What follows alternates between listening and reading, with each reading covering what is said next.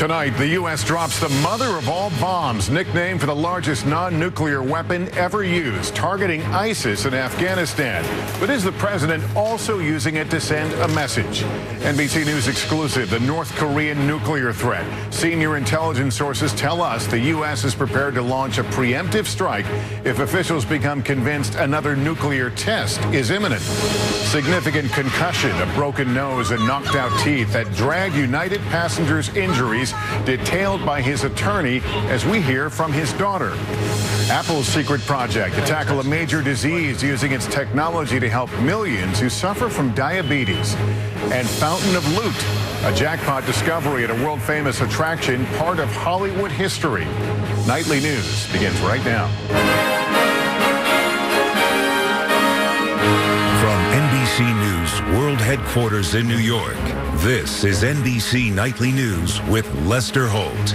Good evening. More than 15 years into America's longest war, the U.S. has dropped the largest non-nuclear bomb ever used in combat. The target, ISIS fighters and tunnels in Afghanistan, struck last night by the nearly 22,000-pound airdropped weapon nicknamed the mother of all bombs. Why that bomb and whether the Pentagon achieved its objectives are open questions tonight. But a weapon designed as much for its psychological impact as its explosive punch could be sending a broader message, as the U.S. tonight also keeps a wary eye on North Korea. In a few minutes, our exclusive reporting on the U.S. military plans to prevent another North Korean nuclear test. But first, to that unprecedented airstrike in Afghanistan. NBC News chief foreign correspondent Richard Engel has details. The U.S. military pulled out the big guns in the fight against ISIS today. A 21,000-pound bomb, the largest non-nuclear weapon the United States has ever used. Its only known use before this 2003 test. The massive ordnance air blast is better known by its nickname, the mother of all bombs. So big it's stored in the cargo hold and dropped out of the back of a plane. A U.S. aircraft dropped one of these monster bombs today on an ISIS tunnel complex in eastern Afghanistan. President Trump suggested he didn't personally authorize the strike, left that to his commanders. We have given them total authorization, and this was another very, very successful mission. The toll of the bomb, both physical and psychological. The shock value of this weapon is simply unbelievable. It feels like an earthquake 15 miles away. It'll collapse underground subterranean caverns with the ISIS fighters in them. But the 15-year war in Afghanistan, the longest in U.S. history, has proven having the mightiest weapons doesn't guarantee victory. The U.S. still has more than 8,000 troops in Afghanistan, but extremist groups, including ISIS, remain strong. Just this weekend, an American soldier was killed there. But was today's bombing about defeating ISIS or flexing muscles? President Trump has repeatedly promised to get tough on ISIS. I'm going to bomb the out of them. Now the commander-in-chief is translating that tough talk into action, dropping one of the biggest conventional bombs the military could find. Military experts say there are plenty of other weapons that can collapse tunnels, and that this, in many ways, was a test to see what this bomb can do. The other purpose? Messaging, to frighten ISIS and show toughness. Lester? Richard Engel in our London newsroom. Thanks, Richard. Now to the crisis unfolding on another front, with word that North Korea may be planning another show of force this weekend. NBC News has learned from multiple senior-level sources that the White House is prepared to launch, under certain conditions, a preemptive strike to stop Kim Jong-un from conducting another nuclear test. Our senior investigative correspondent, Cynthia McFadden, has this NBC News exclusive report. Tonight, multiple senior intelligence officials tell NBC News the U.S. military is on high alert as tensions mount between the United States and North Korea over what U.S. officials see as a possible imminent underground nuclear test.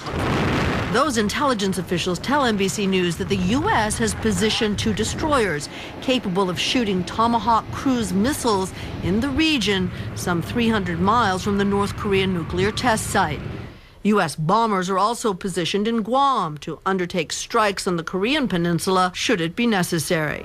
Earlier this week, the Pentagon announced the USS Carl Vinson Aircraft Carrier Strike Group is also being diverted to the area.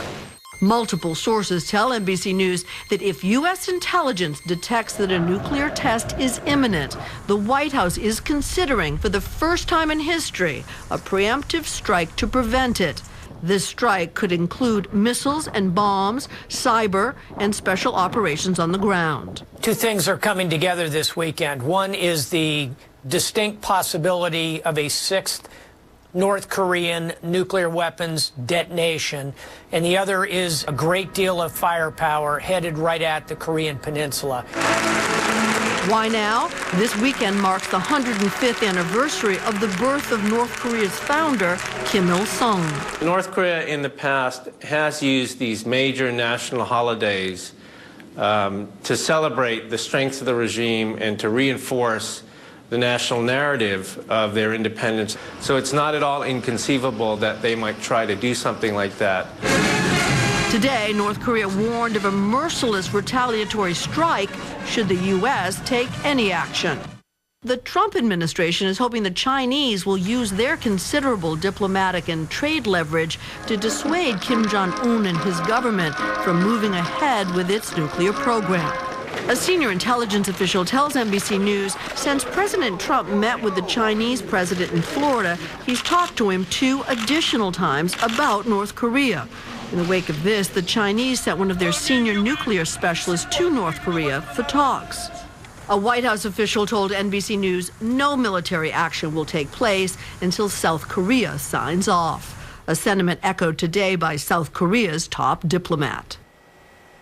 U.S. officials tell us that if North Korea launches a long-range missile, the United States is also prepared to shoot it down from destroyers now in the region, pending the agreement of the South Koreans. Making the situation even more complex, Vice President Mike Pence is headed for South Korea for a long-planned visit where he intends to spend Easter Sunday with American troops. Lester? Cynthia McFadden, thank you.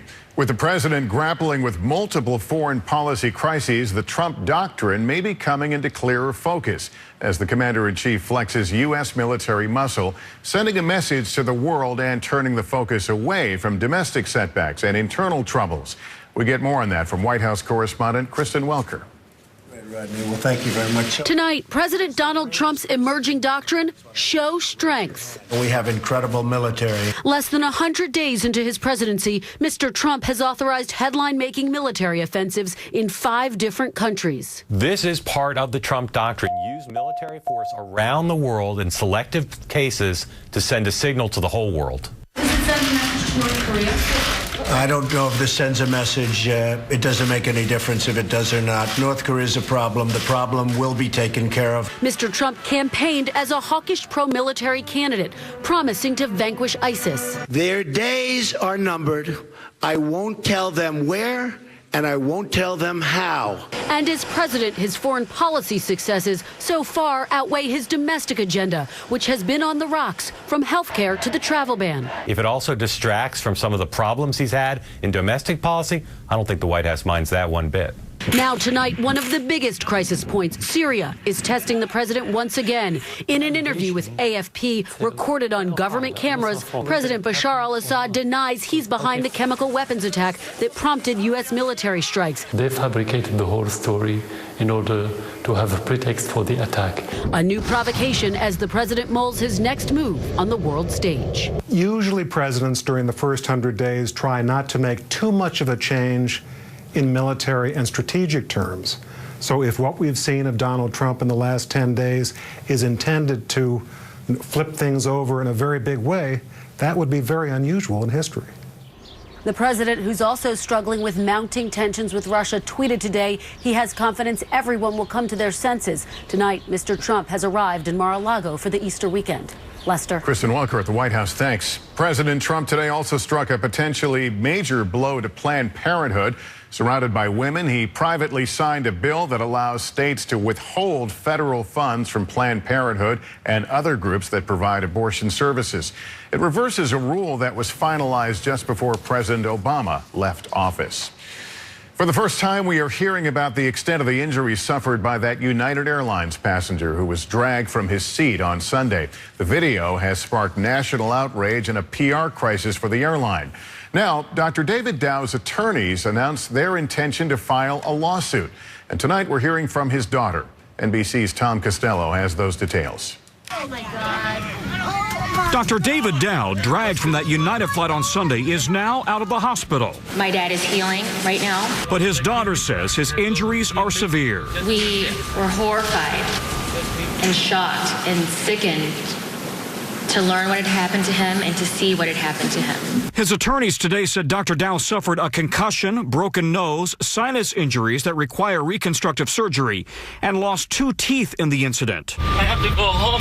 And he says he has no memory of running back on board the plane bloodied and distraught after being dragged off. Dow's attorneys say they will sue both United and the city. He's a 69-year-old man. Is that really the way we want to treat the aged? Today, United released a new statement reiterating its apologies, saying this horrible situation has provided a harsh learning experience from which we will take immediate concrete action, pledging to re-examine how it handles oversold flights and the incentives it offers passengers to give up their seats, and saying it will no longer ask law enforcement to remove passengers from planes unless it's a matter of safety and security.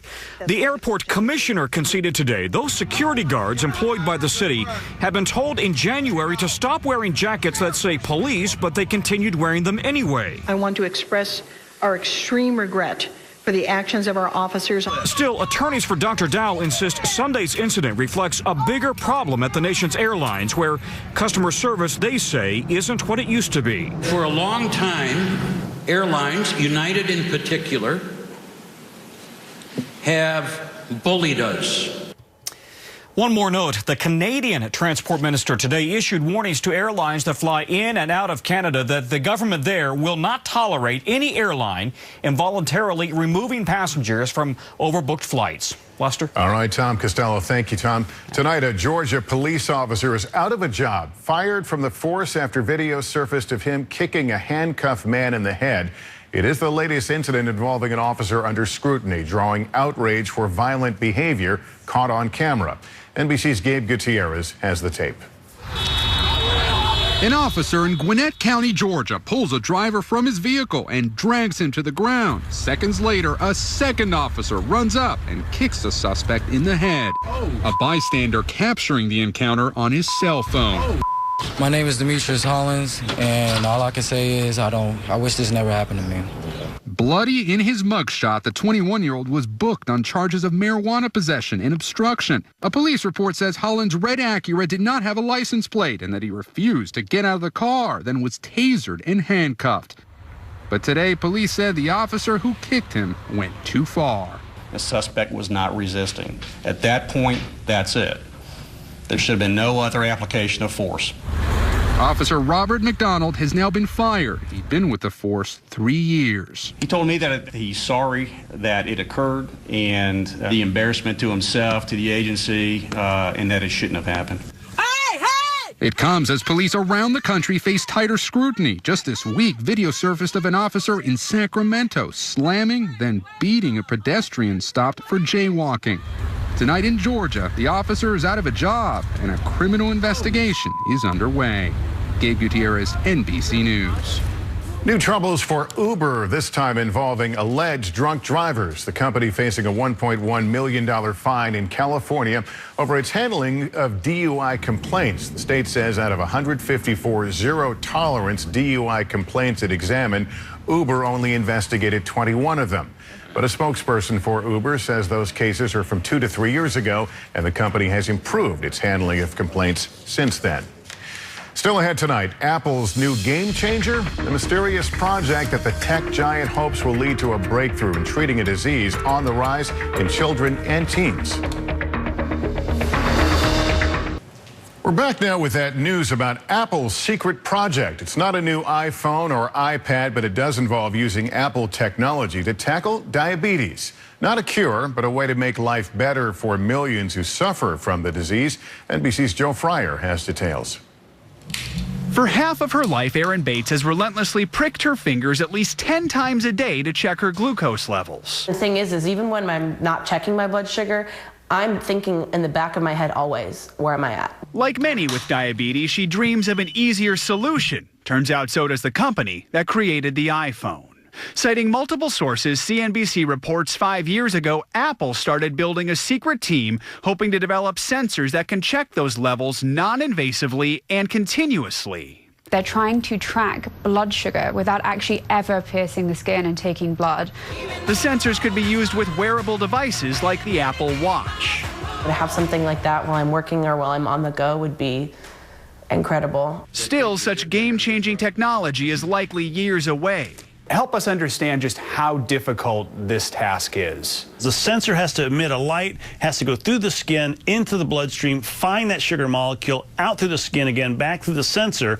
More than 29 million Americans have diabetes, and a new study finds among young people the disease has risen dramatically over a 10-year period, an almost 2% annual increase for type 1 diabetes and close to 5% for type 2. When I give you a finger prick to check your blood sugar, does it hurt or do you not even feel it anymore? Sometimes it hurts. Just 6 years old, Oscar Flieger checks his blood every 2 hours and would love a perforation vacation. Less pricks is great, as long as, you can be confident that it's representing the correct blood sugar. 7.45. Now, with tech giants like Apple in the fight, they're hopeful. Joe Fryer, NBC News, Los Angeles. No? Up next tonight, the moment that played out on national TV that left many in the audience shocked and outraged. Now to the headlines swirling around TV's Survivor after a contestant was outed as transgender on last night's episode.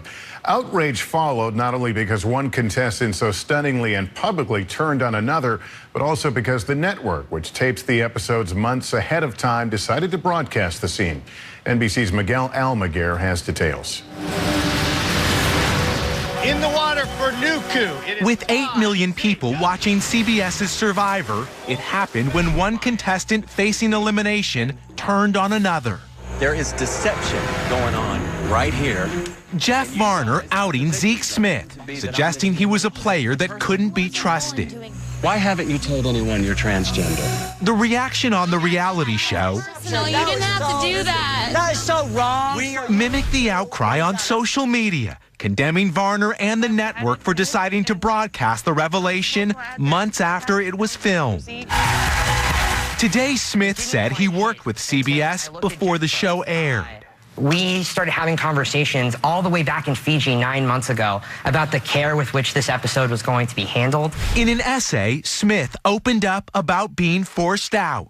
A person's gender history is private information, and it's up to them and only them when, how, and to whom they choose to disclose that information. And he may have lied to tribe mates about alliances, but by simply being himself on the island, he wasn't lying to anyone. I assumed that everyone in his world knew. Varner apologized on the show and on Twitter, implying he outed his friend to stay in the game. Tonight, CBS stands by the episode, saying it sparks an important dialogue. For Zeke Smith, there is no turning back. I am a changed, stronger, better man today than I was then. His private life now public for all to see. Miguel Almaguer, NBC News, Los Angeles. When we come back here tonight, all those wishes really do add up. Wait till you hear how much tourists leave behind at this lucrative landmark. Finally tonight, it stood for centuries, bringing visitors from around the world with a coin in their hand and a wish in their hearts. And it turns out all those visitors are leaving behind a fortune. Here's NBC's Kelly Kobiea. There's the Colosseum, the Sistine Chapel, and then there's the Trevi Fountain. Marcello, come here. A Roman icon. In so many movies, it's practically a movie star. 3 coins in the fountain. With its own box office gold. The reason? Every day, tourists from around the world crowd around to toss a coin. Katie and Megan are from St. Louis. I hear you're supposed to find love if you throw it over your right shoulder. That's only part of it. Throw the first coin and you'll return to Rome. A second coin and you'll find love. And a third, marriage. All those wishes and loose change add up. Today, officials announced that just last year they took in $1.5 million, making the Trevi possibly the most lucrative fountain anywhere. Wow, that's a lot. Every morning they sweep, sorting the coins from everything else. So many pennies that the fountain floweth over. Loose change to you and me. One big donation to the Catholic charity Caritas to help feed the poor. You get a little belief that you'll find love and luck, and you give it to a charity as well, and you get to give that luck and love to someone else. A wish and a good deed. That's a penny well spent. Kelly Kobiella, NBC News. That's going to do it for us on this Thursday night. I'm Lester Holt. For all of us at NBC News, thank you for watching and good night.